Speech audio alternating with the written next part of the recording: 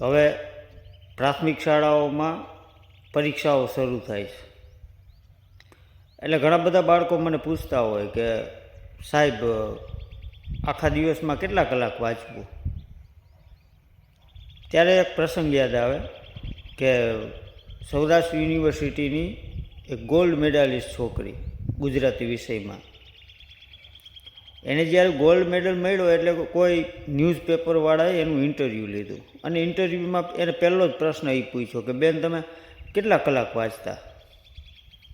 ત્યારે પેલી છોકરીએ કીધું કે હું આખા દિવસમાં 1 કલાક વાંચતી. ત્યારે પહેલાંને આશ્ચર્ય થયું, એ કે 1 કલાકમાં ગોલ્ડ મેડલ મેળવી લેવો માન્યામાં નથી આવતું, સાચું કહો? તો કે હા, હું 1 જ કલાક વાંચતી, પણ જ્યારે હું મારા રૂમમાં વાંચતી હોઉં ત્યારે રસોડામાંથી મારી મમ્મી મને બોલાવીને થાકી જાય ને તોય એનો અવાજ મારા કાને નહોતો સંભળાતો.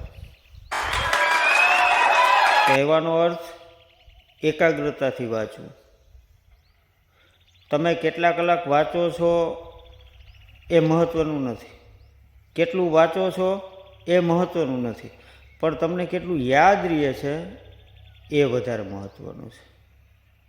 એટલે ભલે થોડું વાંચો પણ એકાગ્ર થઈ અને વાંચો, સફળતા તમારી રાહ જોવે છે.